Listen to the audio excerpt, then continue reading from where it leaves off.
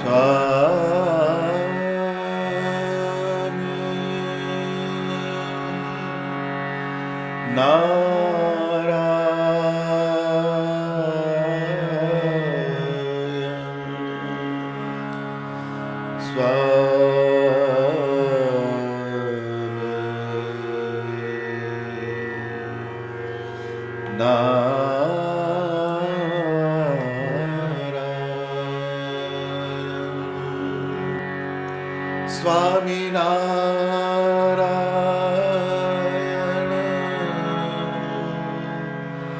સ્વામિનારાયણ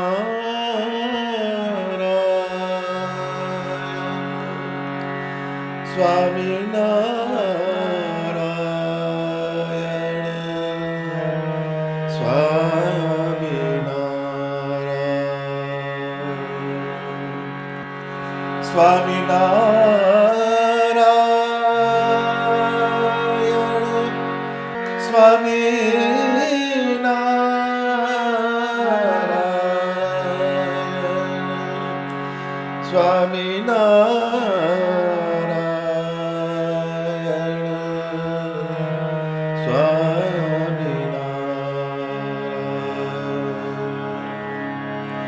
સ્વામિનારાયણ સ્વામિનારાયણ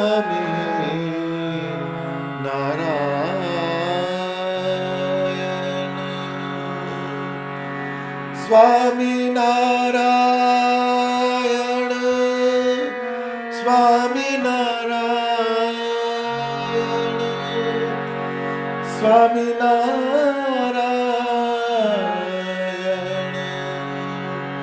સ્વામિનારાયણ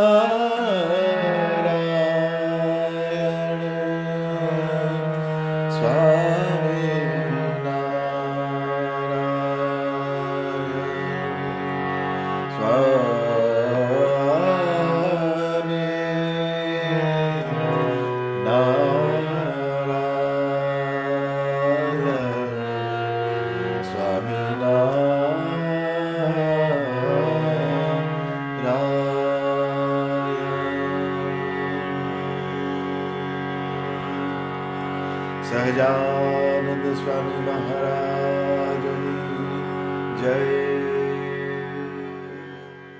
સૌ હરિભક્તોને મારા જય સ્વામિનારાયણ. વિવેક ચિંતામણી આનંદિકો અંગ ભાગ 6 તારીખ 18/12/2023. કોઈ વંદત કોઈ નિંદહી, કોઈ વંદત કોઈ નિંદહી, હર્ષ શોક નહીં લેશ, મુક્ત મગન હરિ રૂપ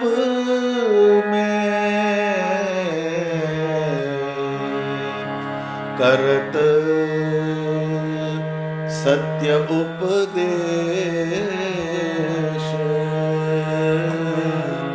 करत सत्य उपदेश.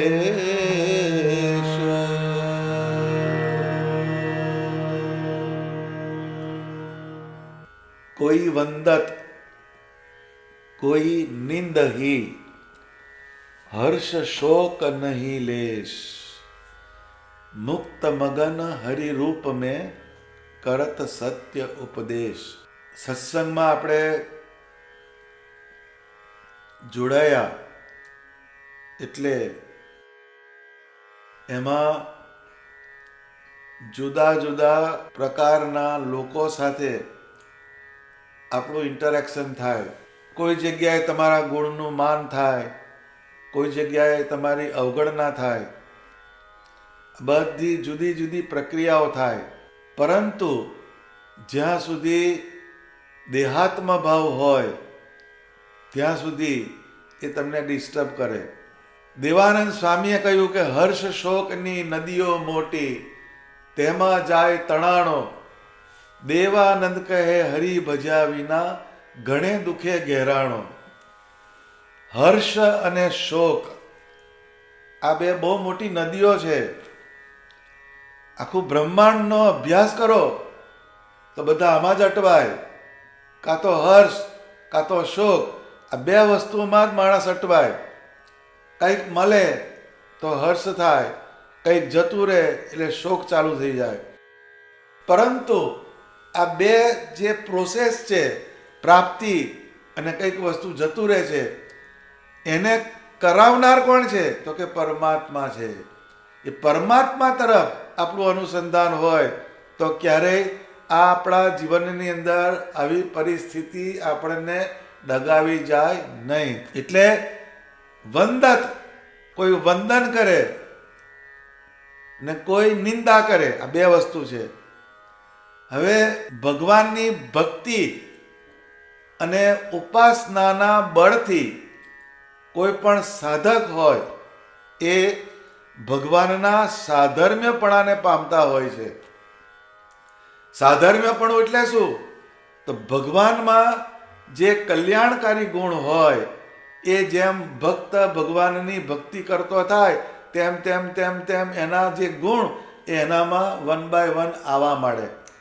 જેમ કોઈ કેમેસ્ટ્રીના પ્રોફેસર હોય, એ કેમેસ્ટ્રીના પ્રોફેસરના લેક્ચર તમે એટેન્ડ કરો તો એ પ્રોફેસરનું જે જ્ઞાન જે છે એ ધીરે ધીરે ધીરે તમારામાં આવવા માંડે. એમ પરમાત્માનો યોગ કરીએ એટલે પરમાત્માના કલ્યાણકારી ગુણ એ આપણામાં આવવા માંડે. ભગવાનમાં દયા, પ્રેમ, તિતિક્ષા, નિર્માનીપણું, કરુણા, ક્ષમા, ધૈર્ય, ગંભીરતા, આવા અનેક ગુણો છે.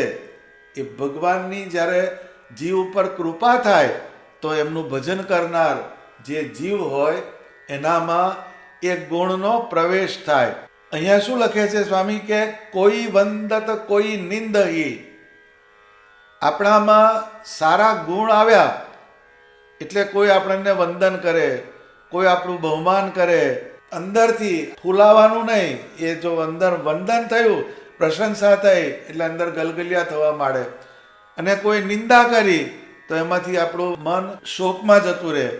તો એમાં જે બેલેન્સ રાખવાનું એ વાત બહુ અગત્યની છે. સત્સંગમાં બેલેન્સ એ બહુ જ અગત્યની વાત છે. કોઈ પણ પરિસ્થિતિમાં સ્વામિનારાયણ ભગવાનનો જે સત્સંગ, એનો યોગ એ ઢીલો પડવો જોઈએ નહીં. શ્રીજી મહારાજે સોનાનો દોરો અને મીણનો દોરો બેનો દાખલો આપ્યો કે મીણનો દોરો હોય એ ઉનાળામાં ઢીલો ઢસ થઈ જાય અને શિયાળો આવે એટલે ટાઈટ થઈ જાય, અને સોનાનો દોરો હોય એ બધી ઋતુમાં એક સરખો રહે. એમ મીણનો દોરો એટલે સત્સંગમાં માન થાય, અપમાન થાય, આ ઢીલું ઢસ થઈ જાય અને ભગવાનમાંથી છૂટું પડી જાય. મીણનો દોરો છે. પણ આપણે સુવર્ણના દોરા થવાનું. સ્વામિનારાયણ ભગવાન વન વિચરણ દરમિયાન કઠોર તપશ્ચર્યા કરી શ્રીજી મહારાજે. એ તપશ્ચર્યાને અંતે સૂર્યનારાયણ દેવે દર્શન આપ્યું, અને સૂર્યનારાયણ દેવે દર્શન આપીને એમને અતિશય પ્રશંસા કરી. તથા વન વિચરણમાં પણ ઘણા દેવો ભગવાન સ્વામિનારાયણને મળ્યા, એમની સાથે મિલાપ થયો. એક એ વાત છે. બીજી વાત, સ્વામિનારાયણ ભગવાનને પીબેક પણ ભટકાયો. એ તાંત્રિક હતો, એ મંત્ર તંત્રાચાર્ય હતો. એણે મૂઠ મારીને બધા પ્રયોગ કર્યા, સ્વામિનારાયણ ભગવાન ઉપર અભિચાર કર્યા, વીર મોકલ્યા, ભૈરવ મોકલ્યા, ભૂત ભૈરવના બધા ઉપરી હોય એને મોકલ્યા, બટુક વીર મોકલ્યા. આવી બધી ક્રિયાઓ સ્વામિનારાયણ ભગવાન ઉપર કરી. પરંતુ સ્વામિનારાયણ ભગવાને એના ઉપર કરુણાની દ્રષ્ટિ કરી અને એ તંત્રના માર્ગે ઊંધા રસ્તે ચડી ગયેલો એને ભગવાને સતુપદેશ આપ્યો અને એને સત્સંગી બનાવ્યો, એનામાં સત્સંગનું આચરણ કરાવડાયું. એ સ્વામિનારાયણ ભગવાન છે. તો આ બે પોઝિશન બિલકુલ કોન્ટ્રાડિક્ટરી છે. એક બાજુ દેવતાઓ પ્રસન્ન થાય છે ને એક બાજુ તાંત્રિક જે છે એ મારવાના પ્રયાસ કરે છે. તો પણ સ્વામિનારાયણ ભગવાન એમાં સ્થિર રહે છે અને અસુરનો પણ, આસુરી જીવનો પણ ઉદ્ધાર કરવાની વાત એ સ્વામિનારાયણ ભગવાનના કોન્શિયસનેસમાં આવી. કેમ? તો કે સ્થિત પ્રજ્ઞતા એ આવી બહુ કઠણ છે. ગીતામાં સ્થિત પ્રજ્ઞ જે હોય એના લક્ષણ કયા ભગવાન શ્રી કૃષ્ણએ. સતાનંદ સ્વામીએ જનમંગલ સ્તોત્રની રચના કરી. એમાં સ્વામીએ એક મંત્ર લખ્યો, સ્વસ્વરૂપાચલ સ્થિતયે નમઃ. એટલે ગમે તેવી વિષમ પરિસ્થિતિમાં પણ સ્વસ્વરૂપ એની મસ્તીમાં અચલ રહે છે, એનાથી પરાભવ નથી થતા એવા સ્વામિનારાયણ ભગવાનને હું નમસ્કાર કરું છું. એ સ્વસ્વરૂપ કયું? તો આપણું સ્વરૂપ બદલાતું રહેશે. જેવો દેશ, જેવો કાળ, જેવી ક્રિયા, જેવો સંગ, એ પ્રમાણે આપણું સ્વરૂપ બદલાતું જાય. આપણે ધંધા પર બેઠા હોઈએ ત્યારે જુદા હોઈએ, ઘરની અંદર જુદા હોઈએ, એમાં આપણા નજીકના સગા સંબંધી જોડે જુદા હોઈએ, દૂરના સગા જોડે જુદા હોઈએ. આપણા ફોર્મ બદલાય, પણ સ્વસ્વરૂપ જે એક સ્વરૂપ કયું છે કે જે અચલ હોય. સ્વસ્વરૂપાચલ સ્થિતયે નમઃ. એટલે સ્વસ્વરૂપ એટલે શું? આપણે સ્વામિનારાયણ ભગવાનના આશ્રિત છીએ, ભગવાનના ભક્ત છીએ. એ આપણું સ્વસ્વરૂપ થયું.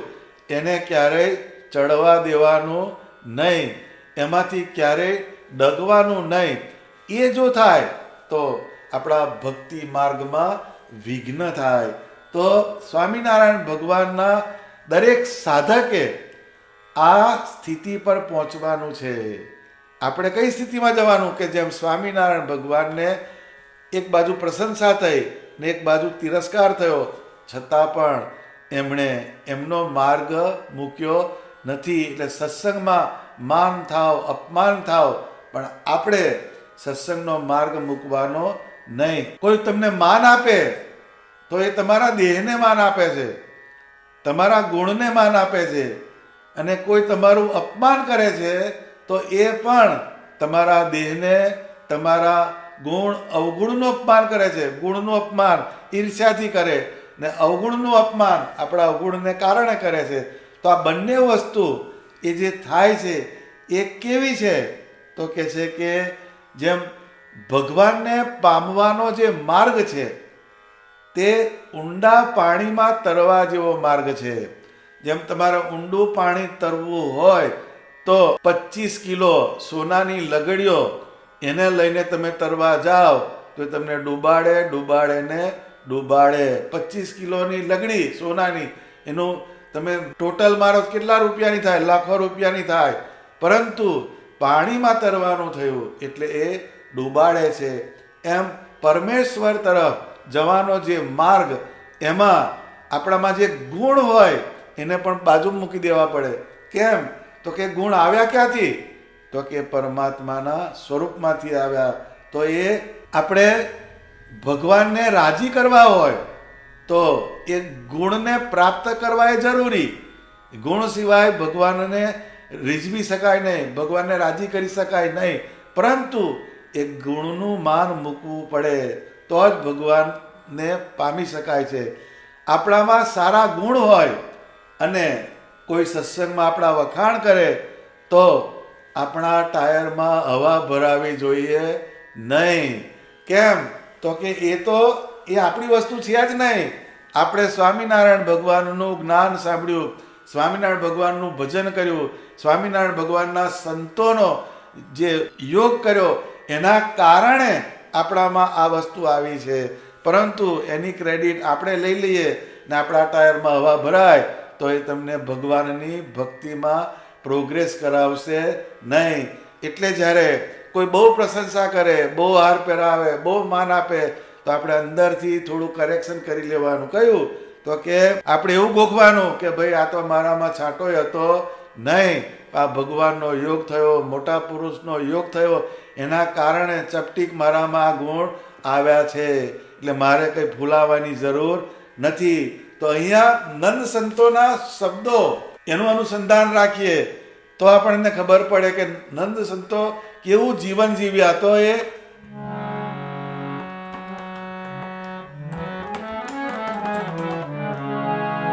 કડવી તુમણિયા મેં નીચ ભૂમિ કી ગુણ सागर पिया तुम ही सवारी, ओ रसिया में शरण तिहारी।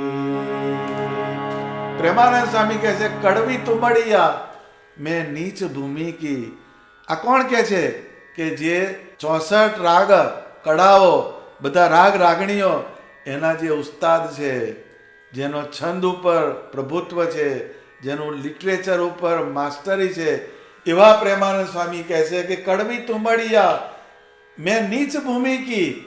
મારો સ્થાન જે છે એ તો હું તો કડવા તુંબડા જેવો છું. સ્વામી કહે છે કડવું તુંબડું એટલે શું કે જેમ તુંબડું હોય કોળું એનું શાક કરતા હોય પણ કડવું હોય ને બધા ફેંકી દે, એમ હું કડવા તુંબડા જેવો હતો. પણ હે સ્વામિનારાયણ ભગવાન, તમે ગુણના સાગર છો, ગુણ સાગર પિયા તુમ હી સવારી. તમારો યોગ થયો એટલે મારામાં કંઈક થોડા ગુણ આવ્યા. એટલે આપણે જવાનું ક્યાં છે તો કે ભગવાનના આકારની અંદર ગુણ આવ્યા, પણ ગુણના સોર્સ બાજુ જવાનું. અને કોઈ આપણી નિંદા કરે તો એવો વિચાર કરવો કે આ વ્યક્તિ અજ્ઞાનથી ઈર્ષ્યાથી પીડાય છે એટલે આવું બોલે છે, પણ મારે એની જોડે કોઈ લેવા દેવા નથી. જો આપણને કોઈ નિંદા કરતો હોય આપણી અને આપણામાં એ વસ્તુ ના હોય તો આપણે એની અંદરથી બહાર નીકળી જવાનું. આ વસ્તુ મારામાં છે નહીં ને આ ભાઈ બોલે છે એને બોલવા દો, એમ કરવાનું. અને કોઈક વસ્તુ આપણામાં ખોટી હોય અને આપણી જો કોઈ નિંદા કરતું હોય તો એ ખોટી વસ્તુને કરેક્ટ કરવાનો આપણે ટ્રાય કરવાનો. એટલે જ્યારે નિંદા કરે ત્યારે આપણા ટાયરમાંથી હવા નીકળવી જોઈએ નહીં. જેમ વંદનમાં હવા ભરાય અને નિંદામાં ટાયરમાંથી હવા નીકળે એટલે આપણા ટાયરને બેલેન્સ રાખવું પડે. જેમ ગાડી હોય, કિંમતી ગાડી હોય, પરંતુ અમુક માઇલેજ કાપે એટલે જ્યારે પેલો પેટ્રોલ પંપ આવે તો ટાયરનું હવાનું પ્રેશર માપી જોવે કે ઓછી થઈ નથી ને, તો એને પાછો ટાયરની હવા સરખી કરી દે. એમ આપણે આપણા ટાયરની હવા સરખી કરતાં શીખવું પડે. આ સત્સંગમાં કરેક્શન એ બહુ જ અગત્યની વાત છે. ભજન તો આપણે કરીએ જ છીએ, પણ એ ભજન રાઈટ ડિરેક્શનમાં જાય છે કે નહીં એનું કન્ફર્મેશન અવશ્ય કરવું જોઈએ, નહીં તો આપણામાં ખોટ આવે. એ કન્ફર્મેશન બહુ અગત્યનું છે. સ્વામિનારાયણ ભગવાને ગઢડા પ્રથમના 27મા વચનામૃતમાં એક વાત કહી કે ચાહે કોઈ મારા ઉપર ધૂળ નાખો, ચાહે કોઈ ગમે તેવું અપમાન કરો, ચાહે કોઈ હાથીએ બેસાડો, ચાહે કોઈ નાક કાન કાપી ગધેડે બેસાડો, તેમાં મારે સમભાવ છે. આવી જાતના જ્ઞાન, વૈરાગ્ય, ભક્તિ આદિ શુભ ગુણ જેનામાં હોય તેના હૃદયમાં સ્વામિનારાયણ ભગવાનનો નિવાસ થાય છે ને અનંત જીવનો ઉદ્ધાર કરવાને એ જીવ સમર્થ બને છે. જો આ છે બહુ ડિફિકલ્ટ વાત, એ સહેલી વસ્તુ નથી, પણ જવાનું તો એ માર્ગે જ છે બધાને. કેમ કે ભગવાનને પામવાનો આ માર્ગ છે. જે ધૂળ નાખે, ધૂળ નાખે તો કોણ સહન કરે? તરત દંડો લે. ધૂળ છે ને નાખતો તો કોઈ, કાં તો એમ કે ગમે તેવું અપમાન કરે. આ સત્સંગની અંદર આ બધું નંદ સંતોએ ઘેરે ઘેર ફર્યા, એમને ગાળો ખાધી છે, અપમાન સહન કર્યા છે, પરંતુ સ્વામિનારાયણ ભગવાન એનો યોગ એમને છોડ્યો નહીં. એ તિરસ્કારને પણ સહન કરે, પરંતુ પેલા જે તિરસ્કાર કરનાર જે જીવ જે છે એનું પણ રૂડું કેવી રીતે થાય એ સ્વામિનારાયણ ભગવાન તરત જ એના સંતોમાં પ્રેરણા કરે અને એ સંતો એ પ્રમાણે જ વર્તે. તો એમ કે કોઈ ધૂળ નાખો, તો ધૂળ એટલે શું? ધૂળ એટલે કોઈ ધૂળ નાખી આપણા પર, એટલે કે આપણી કોઈ એનું સૂક્ષ્મ ફોર્મ જોઈએ તો કોઈ આપણી બદબોય કરે, કોઈ આપણી નિંદા કરે, પછી કોઈ એમ કે ગમે એવી આપણાને સંતો જે વિચરણ કર્યું એમાં ધૂળ નાખી, ઢેખાડા નાખ્યા, ઈટાળા નાખ્યા. ઈટાળા એટલે શું? આપણને ઈટાળા કોઈ મારવા આવવાનો નથી, પણ કોઈ ગાળો દઈ જાય, કોઈ આપણો તિરસ્કાર કરી જાય, એ ઈટાળા નાખવા બરાબર છે. સંતો ઉપર છાણ નાખ્યું છે આણંદની બજારની અંદર. એ છાણ એટલે શું? તો કોઈ આપણા ઉપર કલંક લગાડે, આપણા પર હોય નહીં ને એ વસ્તુ આપણામાં કોઈ આરોપ કરી દે તો એ છાણ નાખ્યા બરાબર છે. પણ આ બધી પરિસ્થિતિમાં આપણે સ્વામિનારાયણ ભગવાન એનું અનુસંધાન કરવું એ બહુ જ અગત્યની વસ્તુ છે. એ અપમાન કરે, કોઈ હાથીએ બેસાડો, જો હાથીએ બેસાડે તો પાછું એના ટાયરમાં હવા ના ભરાય. એ હાથીએ બેસે ખરા, પણ એ ભગવાનની મૂર્તિને ધારીને બેસે કે આ સ્વામિનારાયણ ભગવાન તમે આ હાથી ઉપર બેસો એમ પહેલાં બોલીને પછી એ બેસે, સીધા ના જાય. એ નંદ સંતોની એ પરંપરા છે. એટલે એને ક્યારેય એ હાથી ઉપર બેઠા હોય, પરંતુ એમાં લખ્યું કે આ જ વચનામૃતમાં લખ્યું કે એવી રીતે જ્ઞાન, વૈરાગ્ય અને ભક્તિ આદિ ગુણવાળા જે પુરુષ હોય એ એના હૃદયમાં ભગવાન નિવાસ કરે છે. અને એ એવા ઐશ્વર્યને પામે તો કે એના નેત્રમાં જોનારા ભગવાન છે એવું એટલે સુધી પહોંચી જાય. એટલે જે હાથીએ બેઠા હોય અને એ સત્પુરુષ કોઈ જીવ ઉપર દ્રષ્ટિ કરે તો એનું રૂડું કરી નાખે, એ વાત છે. પરંતુ એ યોગ કોનો છે? તો કે સ્વામિનારાયણ ભગવાનનો યોગ છે. તો માન અને અપમાન, કોઈ નાક કાન કાપી ગધેડે બેસાડો, જોઈ નાક ને કાન કાપવાની વાત કરે છે.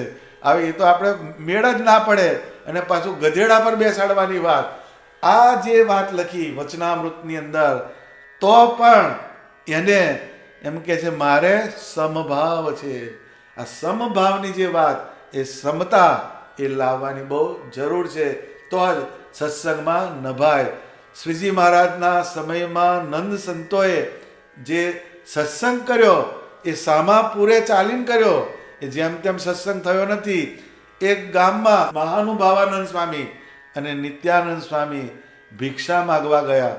શ્રીજી મહારાજની એક પ્રણાલિકા હતી કે જે ગામમાં જાય તો ભિક્ષા માગીને અનાજ જે ભેગું થાય એ જમવાનું, એવું કરીને પાછો સત્સંગ કરાવવાનો. એ વાત જુદી. અત્યારે તો 2-3 રસોઈ, અમુક જગ્યાએ 5-5 રસોઈ આવે મંદિરમાં. એ આપણી અત્યારની પરિસ્થિતિ છે. પરંતુ એ સમય બહુ વિકટ હતો, વિપરીત હતો એ ભિક્ષા માગવાની. હવે આ તો ચક્રવર્તી રાજા જેવું પ્રારબ્ધ નિત્યાનંદ સ્વામીનું. અને એમ કે ભિક્ષા દેહી નારાયણ હરે સચ્ચિદાનંદ પ્રભુ, આમ કરીને ભિક્ષા માગવાની વાત આવે.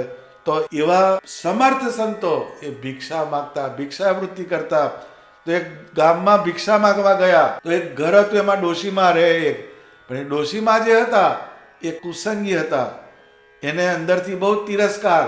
એટલે જે ભિક્ષા દેહી એવું સાંભળ્યું એટલે પહેલાં તો 4-5 ગાળો દઈ દીધી. મુવા ભામટાઓ રખડવા નીકળી પડ્યા છે, ખાવાનું ના મળ્યું એટલે બાવા થયા અને નીકળી પડ્યા, આમ કરીને બધું બોલી. પહેલાં આપવાની વાત તો બાજુમાં છે, પહેલી બોનસમાં આવી ગાળો દઈ દીધી. પછી અટકચાળું કર્યું ડોશીએ. કેટલી એ અંદરથી વિકૃત માનસતાવાળી હશે ડોશીમાં. એટલે એને જે મસોતું હોય ઘરની અંદર રસોડું કરે એને મહોતું કે એમ. એટલે એ કકડો હોય, એનાથી બધું ગંદુ જે થયું હોય એને બધું સાફ કરે. તો એ કકડો જે હતો મહોતું, એ અંદર લોટ હોય, પછી રાખોડો હોય, એ બધું ભેગું થયું હોય, તેલ પડ્યું હોય, એ બધો ખોટો જે કચરો હોય, એ કચરો જે સાફ કરવાનો કકડો, એ કકડો લઈને ડોશીમાં આવ્યા. અને પછી એ જે ભિક્ષા પાત્ર જે હતું એમાં થોડી ભિક્ષા આવેલી, એની અંદર એને નાખ્યું.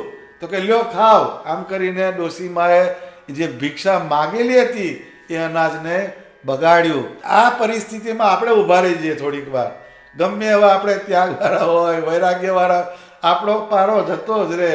કેમ કે સ્વ સ્વરૂપાચલ સ્થિત એ નમઃ, એ ગુણ આપણામાં સેટલ ડાઉન થયો નથી. નિંદા અને સ્તુતિ એ બે સમ કરવાની આ વાત છે. એટલે એ સંતો એણે જોયું કે આ ડોશીમાએ સરસ ભિક્ષા આપી. આજે આપણને ઉપવાસ પડવાનો છે, એટલે મહાદેવનું મંદિર હશે ત્યાં આગળ ગયા અને ભિક્ષા તો ગઈ. એ દિવસે ઉપવાસ થયો સ્ટેગરિંગ. અને પછી એ મહોતું હતું જે, એને સ્વામીએ જુદું મૂક્યું. પછી સ્વામીએ પૂછ્યું કે આ ડોશીમાની ભિક્ષાનું શું કરીશું કે. એટલે પછી એ સ્વામીએ સુઝાવ આપ્યો, નિત્યાનંદ સ્વામીએ, કે એ ડોસીમાં જે મહોતું નાખ્યું એને આપણે ધોઈ નાખીએ, એને ધોઈને એની દિવેટો બનાવીએ અને શ્રીજી મહારાજની મૂર્તિ આગળ દીવો કરીએ અને પ્રાર્થના કરીએ કે હે મહારાજ, આ ડોસીમાના અંતઃકરણમાં તમે પ્રવેશ કરો, એને ભિક્ષા પાત્રની અંદર આટલી ભિક્ષા નાખી છે તો એનું કલ્યાણ થાય એવી એના પર કૃપા કરજો. એ પરમાત્માના સંતો જે નિંદા અને સ્તુતિ એમાં જેને સમવર્તે છે અને જે કીધું ને કે એવા જ્ઞાન વૈરાગ્ય અને ભક્તિ આદિ શુભ ગુણ જેનામાં હોય એના હૃદયમાં ભગવાન નિવાસ કરીને રહે છે. પણ એ કેવા?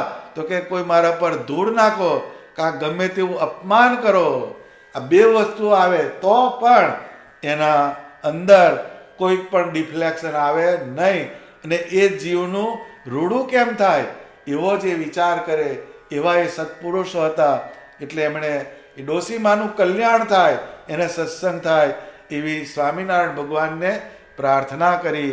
પછી એના નસીબ સંજોગે એ ડોસીમા જે છે એને પાછળથી સત્સંગ થયો હતો અને આખા ગામને એણે સત્સંગી બનાવેલું છે એવો આપણા સત્સંગનો ઇતિહાસ બોલે છે. પરંતુ આ જે પ્રસંગ જે છે એનું મૂળ તત્વ ક્યાં જઈને ઊભું રહે છે? તો કહે છે કે કોઈ વંદત કોઈ નિંદહી, હર્ષ શોક નહીં લેશ, મુક્ત મગન હરિરૂપ મેં કરત સત્ય ઉપદેશ. એણે ડોસીમાએ મહોતું નાખ્યું પરંતુ એમના અંદર બીજો કોઈ ભાવ આવ્યો નહીં અને કરત સત્ય ઉપદેશ.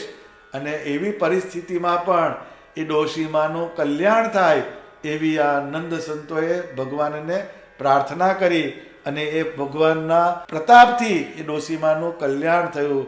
તો જે ભગવાનના રૂપમાં મતવાલા થઈ જાય, મુક્ત મગન હરિરૂપ મેં, જે ભગવાનમાં મગ્ન બની જાય એને દેહના માન અને અપમાન એનાથી એ પર જતા રહે, એ એની બાજુ જાય જ નહીં, એનું ફોકસ જ એ બાજુ ના હોય. કેમ કે એનું કનેક્શન સ્વામિનારાયણ ભગવાનના આકારની અંદર છે અને એ બીજાને પણ એવી વાતનો ઉપદેશ કરે છે. એટલે આનંદી ભક્ત કેવા હોય?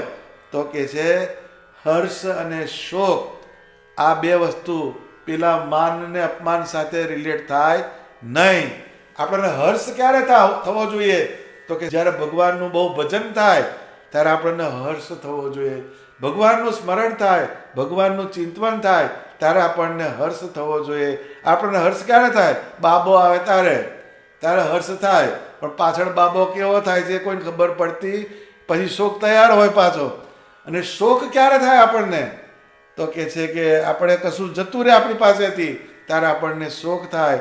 પરંતુ આપણને શોક ત્યારે થવો જોઈએ કે જ્યારે આપણને ભગવાનનું અનુસંધાન ચૂકી જવાય, માળા ઓછી થઈ જાય, કથા ના સંભળાય, સમયામાં ના જવાય ત્યારે આપણને શોક થવો જોઈએ. પણ આપણને ક્યારેય થતો નથી. 4 સમયામાં ના જઈએ તો આપણને કશું થાય નહીં, અંદર બધું બહેરું થઈ ગયેલું છે આપણું. એટલે હર્ષ અને શોક એનું રિલેશન ક્યાં હોવું જોઈએ? તો કે ભગવાનનો સંબંધ થાય તો હર્ષ થવો જોઈએ અને ભગવાનનો યોગ છૂટી જાય તો આપણને અંદરથી શોક થવો જોઈએ. માન અને અપમાન એ બીજી વાત છે, પણ હર્ષ અને શોક આ જુદી રીતે વસ્તુ આપણે સમજવાની. એટલે માન આવે ત્યારે અંદરથી હર્ષ ના થવો જોઈએ અને અપમાન આવે તો અંદરથી શોક ના થવો જોઈએ. કેમ કે સત્સંગમાં આપણે જ્યારે આવ્યા એટલે આપણને જુદી પરિસ્થિતિમાં આપણે એને ડીલ કરવાની થાય. જુદી જુદી જાતના મગજવાળા, બુદ્ધિવાળા હરિભક્તો હોય એની સાથે આપણો વ્યવહાર પડતો હોય. એમાં કોઈક જગ્યાએ આપણો તિરસ્કાર થાય, કોઈક જગ્યાએ આપણને માન મળી જાય તો પણ આપણે એમાં જોવાનું નહીં, આપણે આગળ ચાલવાનું. એમાં કોઈ જગ્યાએ અટકવાનું નહીં. અટકવાનું ક્યાં આગળ? તો કે સ્વામિનારાયણ ભગવાનના આકારની અંદર. એટલે પ્રેમાનંદ સ્વામી કીધું રસિયા કે રૂપ મેં અટક ગઈ અખિયા. આપણું અસ્તિત્વ જે છે એ અટકવું ક્યાં જોઈએ? તો કે ભગવાનની મૂર્તિ, ભગવાનનું જ્ઞાન, ભગવાનનો મંત્ર અને ભગવાનના સત્પુરુષ, ત્યાં જઈને આપણે અટકી જવાનું. બીજે કશે જવા જેવું છે નહીં તો એ આપણને ઉબેટે ચડાવી દે, એ આપણને સત્સંગના માર્ગમાંથી વિચલિત કરનારી આ વસ્તુ છે. એટલે માનમાંય ફસાવાનું નહીં અને તિરસ્કારમાં ડૂલ થવાનું નહીં. અને બંને પરિસ્થિતિની અંદર આપણે સ્વામિનારાયણ ભગવાનને પકડી રાખવાના.